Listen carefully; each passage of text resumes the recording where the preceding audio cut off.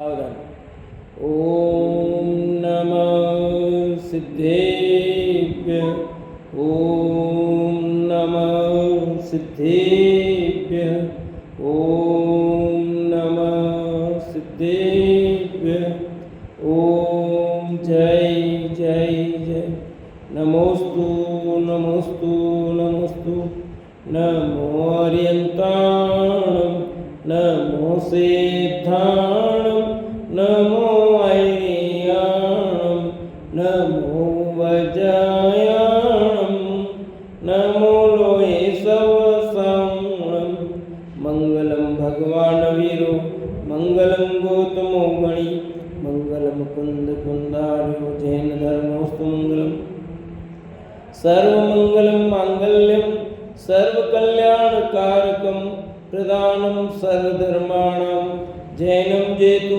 शासनं जैनं जेतु शासनं जमजस जम्मि देशे जैन विहाणेन जम्मिकालम्मि नादं जिनेन नियदं जम्मं वा वर्णं वा तमतस तम्मि देशे तेन विहाणेन तम्मिकालम्मि कोसक्कदिवारेलुम इंदुवात जिंदुवा।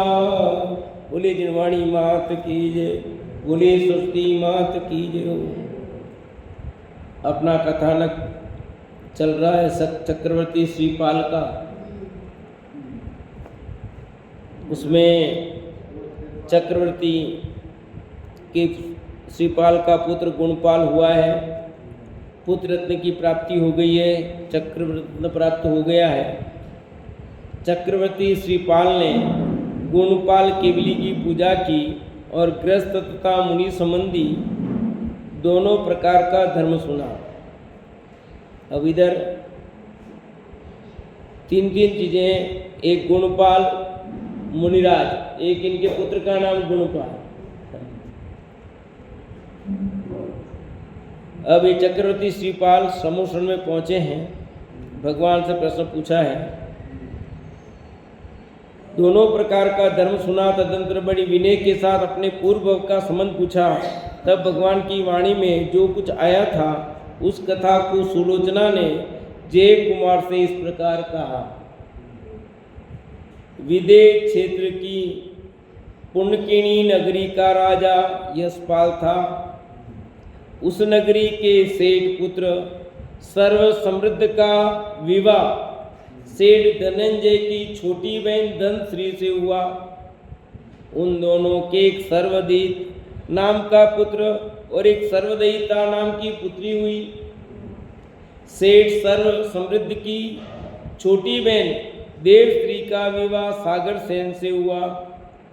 जब सर्वदयित युवा हुआ तब उसका विवाह मामा धनंजय की पुत्री जयदत्ता और फूफा सागर सेन की पुत्री जयसेना से हुआ।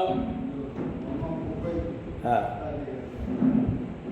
उसके सर्वदयित के फूफा सागर सेन के सागरदत्त व समुद्रदत्त नामक दो पुत्र एवं एक पुत्री सागरदत्ता और थे।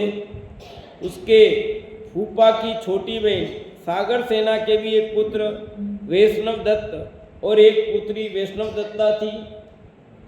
वैष्णव दत्ता का विवाह अपने मामा सागर सेन के पुत्र सागर दत्त से हुआ। पहले मामा बुआ होते थे और आज भी होते हैं। क्यों? आज अपने जैन समाज में भी होते हैं। कर्नाटक में होते हैं, अपने यहाँ नहीं होते, कर्नाटक में होते हैं। वहाँ सबसे पहले मामा बुआ के छोरा छोरी हो तो वो उनसे, फिर बाद में दूसरे से करते है ना। पूरा परखा हुआ, 100 टन जाना हुआ। वैष्णव दत्त का विवाह अपने मामा सागर सेन पुत्री सागर दत्ता से हुआ। इस प्रकार सर्वदयित की बहन सर्वदयिता का विवाह उसके फूफा सागर सेन के पुत्र समुद्रदत्त से हुआ। इस प्रकार सब सुख से रह रहे थे। ठीक है, ये भाई बहन होते हैं भले, पर यूं रिश्ता संभव है। तो गोत्र बदल गया है, गोत्र नहीं है, एक गोत्र में नहीं हो सकता। तो गोत्र में भाई बहन मानते हैं, गोत्र बदल गया तो कोई दिक्कत नहीं है। ऐसा मासी में नहीं होगा, मामा बुआ में होगा, मासी मासी में नहीं होगा, वो एक ही गोत्र है। जिस समाज में जो रिवाज होता है उसके अनुसार नहीं नहीं, इस यहाँ पर भी अपने विज्ञान की गोत्र का है, जहाँ जो सिस्टम है अपने क्या, यद्यपि सत्यम लोक विरुद्धम ना करणीम ना चरणीम, अपने यहाँ सिद्धांत नहीं, ये तो नहीं करना चाहिए और अच्छा भी नहीं है। वहाँ जो सिस्टम में चल रहा है, ये विदेश क्षेत्र की बात है, अपने यहाँ भी होते थे पहले और आज भी हो रहे, मुसलमानों में होते ही है, और जैन समाज में कर्नाटक में होते, उधर महाराष्ट्र में साइड होते। भोगभूमि में क्या होता है? भोगभूमि में क्या होता है? भोगभूमि में तो होती नहीं शादी, पति पत्नी जो होते हैं वो पैदा होते हैं, एक जुड़वा पैदा होते, वो पति पत्नी ही होते होते, वो तो पति पत्नी के रूप में ही उत्पन्न हुए होते। एक दिन सर्वदैत के मामा सेठ धनंजय भेंट लेकर राजा यशपाल के दरबार में गए। राजा ने भी उनका सम्मान करके यथा योग्य बहुत सा सुवर्ण आदि धन दिया।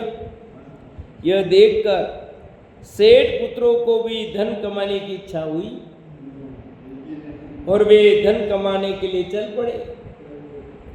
वे नगर के समीप एक गांव में ठहर गए। रात्रि में समुद्रदत्त चुपचाप अपने घर पहुंचा और अपनी स्त्री से समागम करके चुपचाप अपने मित्रों के साथ जाकर सो गया। समय अनुसार गर्भ बढ़ने लगा। तब समुद्रदत्त के बड़े भाई सागरदत्त ने अपने छोटे भाई की स्त्री सर्वदेवता को बिना उसकी परीक्षा किए दुराचारणी समझकर घर से निकाल दिया। स्वाभाविक था, कोई किसी को कुछ पता नहीं, ये हुआ बात के। हाँ, भाई सर्वदेत ने भी दुराचारणी समझकर अपने घर में प्रवेश नहीं करने दिया। उसने पास ही के अन्य घर में प्रसव काल व्यतीत करके एक पुत्र को जन्म दिया। जब ये बात सर्वदेत को पता चली तो उसने अपने एक विश्वासपात्र सेवक को बुलाकर कहा कि इसे ले जाकर किसी दूसरी जगह छोड़ा। सेवक बुद्धिमान था, वो बालक को लेकर शमशान में आया और वहाँ से उसे अपने सेठ का विद्याधर मित्र जयदाम और उसकी स्त्री जयबाबा मिले थे। शमशान में विद्या सिद्ध करने आए थे, और आज भी लोग जाते हैं शमशान में विद्या सिद्ध करने। उस सेवक ने उन दोनों को वो बालक सौंप दिया। उन दोनों ने बालक को औरस पुत्र मानकर उसका नाम जित शत्रु रखकर प्रसन्नता से पालन पोषण करने लगे। सर्वदैता पुत्र वियोग में स्त्री वेद की निंदा करते हुए अच्छे विचार रखते हुए मरकर पुरुष जन्म पाया उसने। लो, तदंतर समुद्रदत्त अपने मित्रों के साथ वापस आया और अपनी स्त्री का वृत्तांत जानकर अपने बड़े भाई सागरदत्त और साले सर्वदेत की निंदा करते हुए क्रोध करने लगा, क्योंकि उन दोनों ने ही बिना विचारे उसकी स्त्री को घर से निकाल दिया था। एक दिन सेठ सर्वदेत के नगर में जीत शत्रु आया। उसे देखकर सेठ ने उससे कहा कि तेरा रूप समुद्र के समान किस प्रकार है और तुम यहाँ किस लिए आए हो? तब जीत शत्रु ने अपने आने का कारण बताया, लेकिन उसी समय सेठ को जीत शत्रु के हाथ में पहनी अंगूठी को देखकर निश्चय हो गया कि यह मेरा भांजा ही है। उसने अपनी भूल सुधारने के लिए अपनी पुत्री सर्वश्री का विवाह जीत शत्रु के साथ करके बहुत धन देकर उसे सेठ बनाकर स्वयं विरक्त हो गया। लो, पहले बैल को निकाल दिया था, ग्रहण किया, अब ये भांजा ही है तो अपनी बेटी की शादी करा दी, धन दे दिया और सब कर दिया। लो, उसी समय जीत शत्रु को पालने वाला विद्याधर जयदाम और अपनी स्त्री जयबामा के साथ आया। साथ में वैष्णव दत्त की स्त्री सागर दत्ता और बहन वैष्णव दत्ता आदि और भी बहुत से लोगों को विरक्ति आई। उन सब ने रतिवर मुनि के पास जाकर संयम धारण कर लिया। आयु के अंत में संयम के प्रभाव से स्वर्ग में गए। देखो प्रसंग कैसा बन जाता है, राग का प्रसंग वैराग्य में बदला है। स्वर्ग की आयु पूरी होने पर जय धाम का जीव यहाँ वसुपाल हुआ और जयमाला यहाँ वसुपाल की रानी हुई। सर्वदयी सेठ का जीव यहाँ श्रीपाल हुआ। इस प्रकार उस समय के सभी जीव यहाँ कर तेरे शत्रु व मित्र बने। कोई शत्रु बना, कोई मित्र बना। तुमने अपनी बहन के पुत्र को अपनी बहन से अलग किया था, इसलिए तुझे इस भव में अपने परिवार से अलग होना पड़ा। श्रीपाल को देखो ये कहाँ से प्रसंग आते हैं। तुमने उस भव में बहन के बालक की हिंसा नहीं की थी, इसलिए तेरा इस भव में अपने भाई बंधु से फिर मिलन हुआ है। तेने बेटे को मरवाया नहीं, अलग किया, अलग तेरे को होना पड़ा, पर वापस मिलन हो गया। तूने उस भव में जो तप किया था उसी के फल में चक्री हुआ है। भगवान गुणपाल के कई वचनों को सुनकर सबने अपना परस्पर का बेर छोड़ दिया। असली बात मिल गई, सबने अपना भेदभाव छोड़ दिया। यही है, जीवन में उतार चढ़ाव आते रहते हैं। जीवन के अनेक उतार चढ़ावों को देखकर चक्रवर्ती श्रीपाल को वैराग्य हो गया।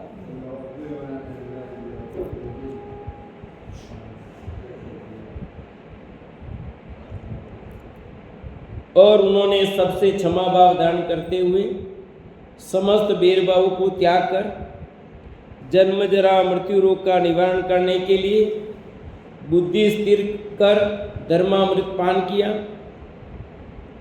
चक्रवर्ती श्रीपाल विचार करने लगे, इस चक्रवर्ती के साम्राज्य को धिक्कार है,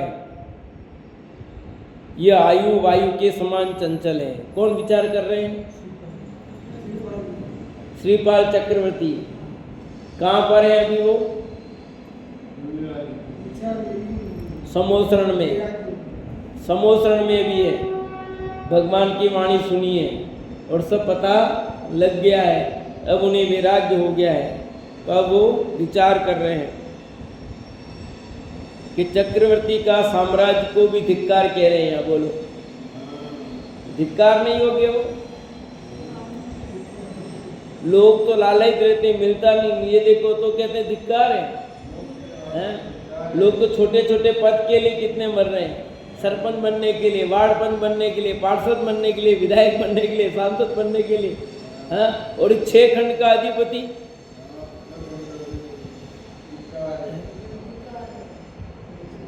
कैसे कैसे छोटे पद के लिए दूसरे को मरवा देते हैं। राजनीति में क्या क्या होता है। एक सरपंच उसको ऐसा कर देता है, और यहाँ तो 6 खंड का अधिपति, और उसको कह रहे धिक्कार, उसको छोड़ करके दीक्षा लेने को तैयार है। ये आयु वायु के समान चंचल है, ये भोग मेघों के समान क्षण में विलीन हो जाने वाले हैं। इष्ट जनों का संयोग नष्ट हो जाने वाला है। ये शरीर पापों का संयोग है। विभूतियां क्षणभंगुर है। ये जीवन पथ भ्रष्ट कराने का प्रमुख कारण है। ये सब सुखावास के साधन मिथ्यात्व के प्रभाव में मधुर लगते हैं। कितनी कितनी बातें कह रहे हैं, देखो कितनी बढ़िया बात आई है कि ये शरीर पापों का संयोग, विभूतियां क्षणभंगुर, और ये यौवन पथ भ्रष्ट कराने का प्रमुख कारण है। जवानी है वो कैसी है? पथ से भ्रष्ट कराने का प्रमुख कारण। फिर जो लिखा अगला कि ये सब सुखाभास के साधन मिथ्यात्व के प्रभाव में ही मधुर लगते हैं। जितने भी भोग साधन हैं वे कब अच्छे लगते हैं? ये मिथ्यात्व के प्रभाव से हमें सुख के कारण लगते हैं। भोगना अलग बात है और सुख के कारण मानना अलग बात है, दोनों फर्क है। मिथ्यात्वी जीव संसार के जितने भी सुख साधन हैं इंद्रियजनित, उन सब को सुख का कारण मानता है। देखो क्या ठाट है इनके, कितने आराम से रहते हैं, कितना बड़ा बंगला है, एसी कार सब, घोड़ा है, देखो नौकर चाकर सब, और अपन देखो। परंतु देख लो अभी क्या हुआ, एक प्लेन क्रैश हुआ, कितने लोग मर गए, सैकड़ों की संख्या में मर गए। बोलो, अहमदाबाद 2 मिनट में फ्लाइट में बैठे थे, कहाँ इंतजार कर रहे हो कि बेटी के पास जाना, बेटी इंतजार कर रही है कि पापा आएंगे, और पापा तो यही चले गए हैं। विजय रूपाणी पूर्व मुख्यमंत्री, वो डेथ हो गई, अहमदाबाद में प्लेन क्रैश हो गया, उड़ा और 2 मिनट में ही वहीं पास में ही गिर गया। अब कि उस जिस बिल्डिंग पे गिरा उसमें 60 डॉक्टर रहते हैं, 15 डॉक्टर तो घायल है, 6-7 शांत हो गए, अभी पूरे आंकड़े आने बाकी है, चल ही रहे। तो आप सोचो कि क्या कल्पना करो, 5 उदयपुर के लोग हैं। अब एक लड़की शादी 4 महीने वो जा रही थी अपने पति के पास यूएस, और वो मर गई यहाँ। तो आप सोचो कि कब आयु पूरी हो जाएगी, क्या लिमिट बन जाएगा क्या। अब इधर ने सब फ्लाइट से जा रहे हैं 2 दिन की यात्रा पे, अब 2 मिनट लगे नहीं, प्लेन में बैठे सब स्वाह हो गया। क्या कल्पना रखी होगी, क्या सोच रहे होंगे वो लोग, क्या सब सामग्री लेके जा रहे होंगे वहां पर, वहां वो इंतजार कर रहे सब। 150 तो भारतीय थे, ब्रिटेन के लोग थे, कितने लोग थे। तो 1 सेकंड नहीं लगा ना। ये इसलिए क्या लिखा है इन्होंने, ये सब सुखावास के साधन मिथ्यात्व के प्रभाव से मधुर लगते हैं भैया। एक क्षण में सब समाप्त। वहां फ्लाइट से जा रहे हैं, फ्लाइट का 1 मिनट क्या दे देगा। कई लोग ऐसे भी है जो फ्लाइट में बैठे भी नहीं। आप तो बैठे नहीं, बैठे मनोज साहब नहीं बैठा, वाह, अब बैठ गया उन कोई भी हो, देख लो।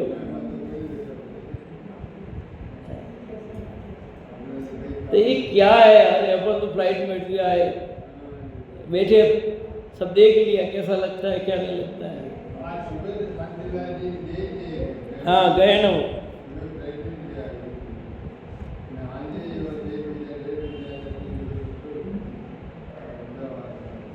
विवेक जागृत होते ही ये सब जड़ से कटुक लगने लगते हैं। क्या लगा, विवेक जागृत होते ही सब जितने भोग सामग्री है ना, वे कड़वे लगते हैं, अच्छे नहीं लगते हैं भैया।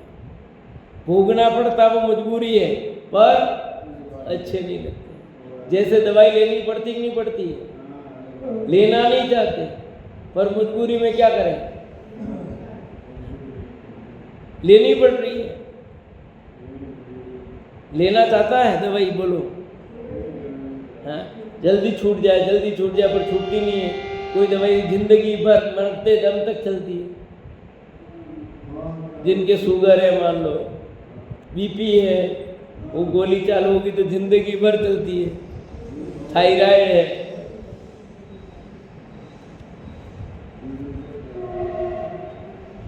ऐसे ही जैसे वो औषधि लेना नहीं चाहता है, जिंदगी भर लेता है, फिर भी सुबह उठते ही नाश्ता समझ लो, ऐसे ज्ञानी जन भी 5 इंद्रिय के विषय को भोगना नहीं चाहते, मजबूरी बस भोगते हो। और अज्ञानी आनंद पूर्वक भोगता है, आनंद पूर्वक भोगता है।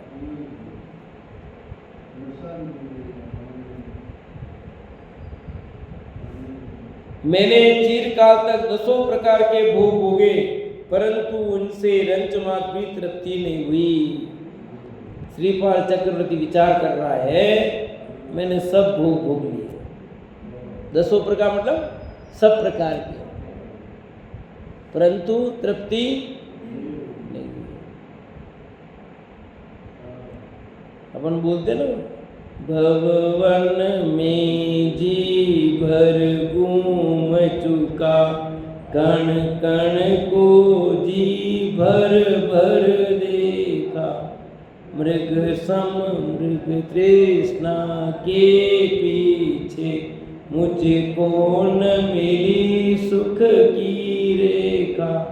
बोलते कि नहीं? बोलते हो? क्या बोलते हो? बोलो सब, बोलो एक साथ सब।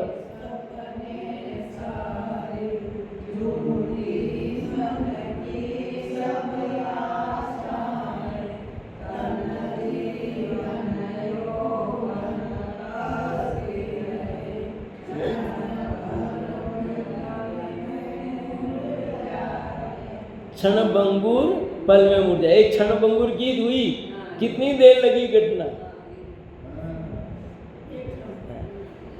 इधर बैठे उड़ा और वहीं गिर गया।